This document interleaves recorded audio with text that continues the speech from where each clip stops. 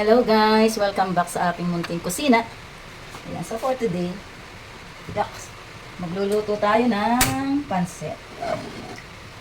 Open na natin ang ating kalan. Diba? Kitang-kita siya ngayon. So maganda yung naging pwesto ng ating camera. So kitang-kita ang ating nilulutuin guys. Diba? Okay. So for today, we're going to cook pansit again. Ayan, meron tayong pansit, kalating kilo. Ang ating chorizo, tsaka ang ating kikiam. So, meron din tayo dito. Yung ating may pinilas na maliliit na chicken. Sibuyas, bawang, cubes. Ating gulay na repolyo. So, meron din tayo dito na oyster sauce at tsaka seasoning. Ayan. Then, meron din tayo dito sotanghon. Ayan. So, ayan, wala nang tubig ang ating. Where's our oil? Ayan. So, first, prito po muna natin. Prito ang ating kikiam at saka chorizo. Ayan. So, sila yung ating magiging toppings. Tapos ang apoy, naan natin. Ano sila magagad?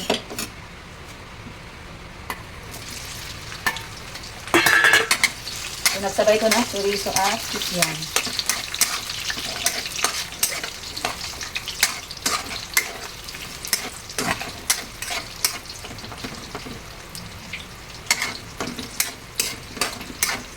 Ang bango.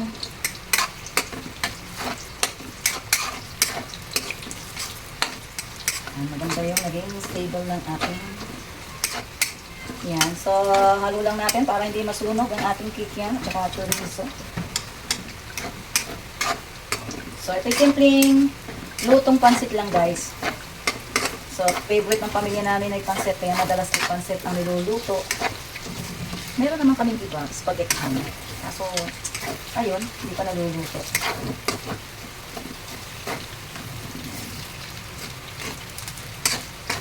Lutuin lang natin mabuti. Sarap kasi yung toasted na kikiam. Ayan. Bango.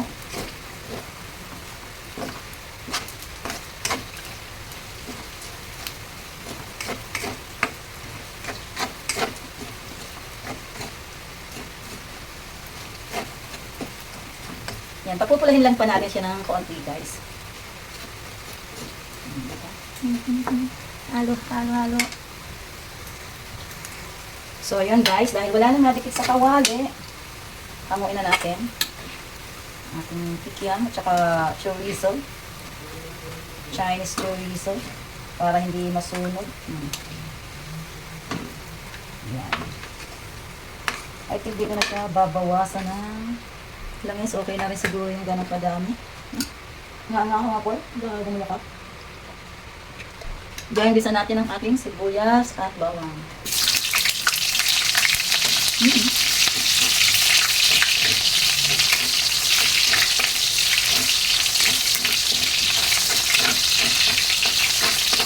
Then, abango ang ating bawang.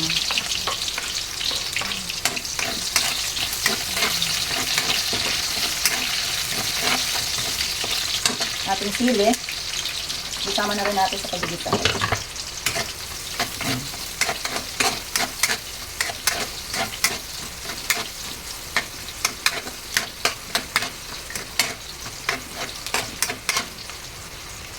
So, kanya-kanya tayo ng paraan ng pagluluto ng ating pansit. So, ito yung ating paraan ng pagluluto ng pansit. Ilagay na natin ang ating chicken, yung ating hinimay na chicken. Ito na siya. Pero, siyempre, tingin pa natin ang ayos.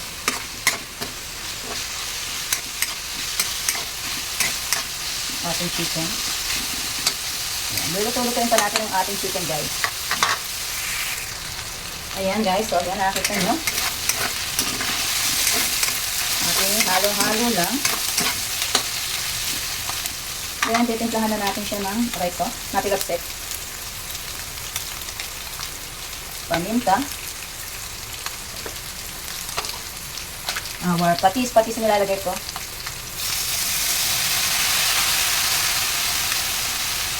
Ayan, konti lang.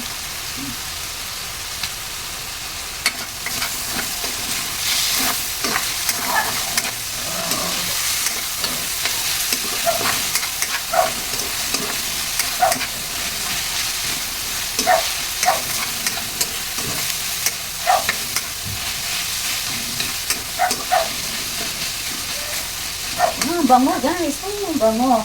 Then, our oyster sauce. Diba? So, bali, ito yung magpapapula ng ating sabaw ng pansit. O. Diba? Ang bango.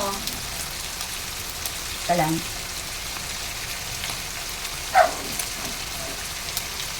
Okay. Pwede natin. Sayang. Lagyan natin dito.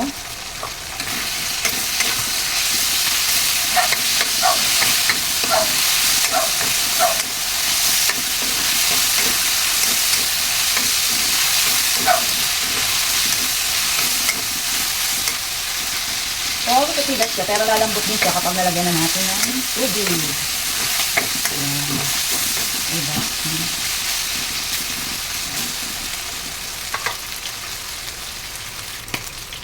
Ayan. Then, yan, kita nyo, dikit-dikit natin sa kawali. Saka natin lagyan ng tubig. Ayan. Ay, meron pala tayong pinaglagaan ng manok. So, dadagdag natin itong ating pinaglagaan ng manok. Ayan. Dagdagan pa natin ng tubig. Ayan, para sigurado tayo yan. Okay lang na masabaw.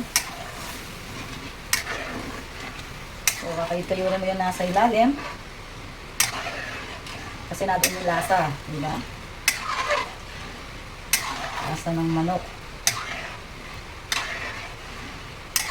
Yung ating piniritong kikiam at saka chorizo pang toppings ang kaya. Then meron tayong cubes.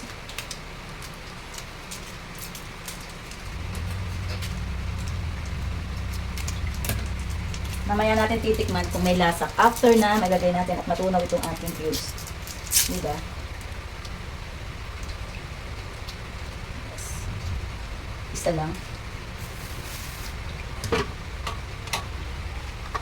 So, antayin muna natin siyang kumulo ng ayos, guys. Saka natin ihuhulog ang ating nike, sotanghon, at saka gulay.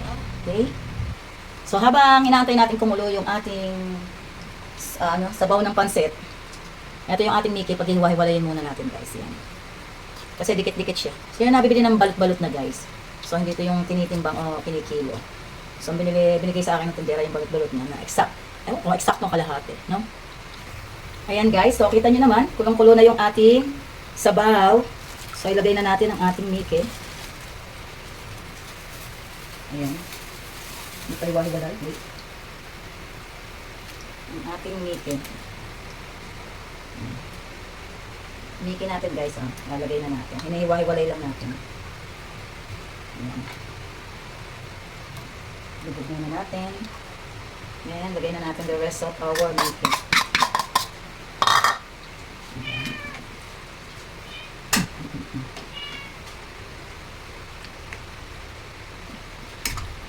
So okay lang na maraming sabaw kasi gusto ko naman ay may sabaw-sabaw ng koonte. Ayan.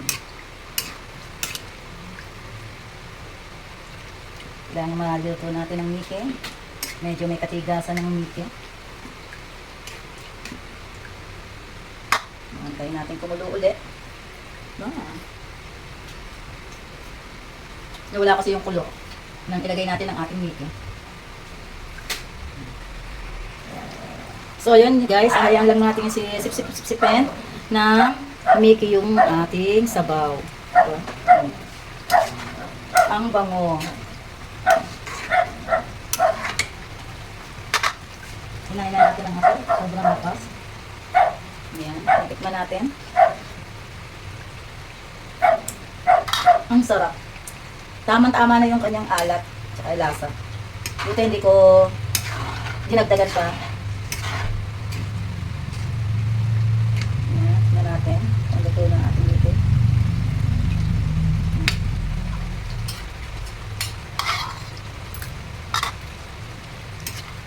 Medyo matigas pa. Kaya halu-haluin natin. Pakukuluin pa natin siya ng pakukuluin guys. Yan. So lalagay na natin ang ating sotanghon.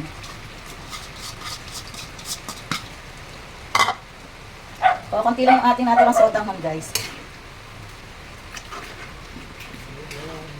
So habang binabad na natin kanina pa yung ating sotanghon.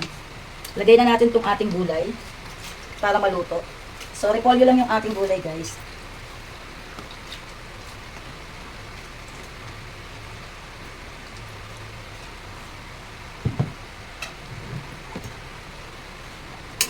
Lagyan natin.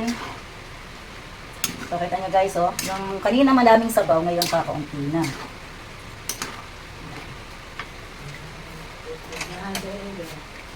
Dalawahin na natin yung sandok, guys. Sarap ng ganitong medyo may sabaw-sabaw, eh. Diba? Konting kembot na lang to, konting halo. Ay, luto na. Kasi ang repolyo naman, mabilis to maluto. Yan. Ito na lang natin. And for our last, lagyan natin ng seasoning. Yan. Haluin uli natin para lumasa yung seasoning. Oh, sarap. Amoy pa lang ay masarap na.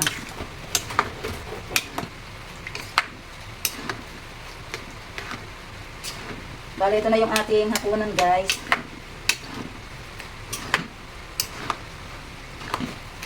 Diba? And for our toppings, yan, lalagay na natin, guys.